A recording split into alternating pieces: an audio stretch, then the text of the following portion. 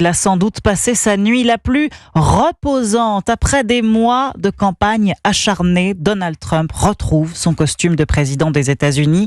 Élu à une large majorité, 295 grands électeurs, c'est bien plus qu'il n'en fallait pour l'emporter. En attendant de prêter serment le 20 janvier prochain, le futur 47e président américain a pris le temps, hier, de savourer son succès et les félicitations qui l'accompagnent à Viva Fried. Oui, Donald Trump n'est pas apparu en public aujourd'hui, mais il a passé une partie de la journée dans son club de Mar-a-Lago avec son acolyte préféré, Elon Musk. Mais c'est surtout la diplomatie qui était au programme de Donald Trump. Les coups de fil de félicitations des dirigeants de toute la planète se sont succédés.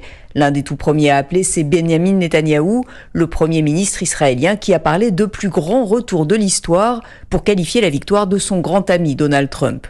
Un Donald Trump jugé infréquentable et dangereux il y a encore quelques jours par la plupart des dirigeants de l'Union européenne.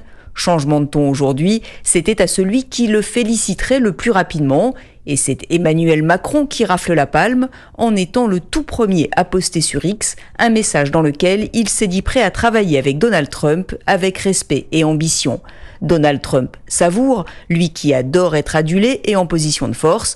Pour couronner le tout, le procureur spécial a annoncé qu'il allait sans doute abandonner toutes les poursuites contre Donald Trump, à nouveau au sommet du monde. Aviva Fried, correspondante d'Europe 1 aux États-Unis. De son côté, Kamala Harris a reconnu sa défaite devant ses militants en pleurs et s'est dit prête à aider Donald Trump pour la passation de pouvoir. Le président sortant Joe Biden s'adressera aux Américains à 17h heure de Paris aujourd'hui.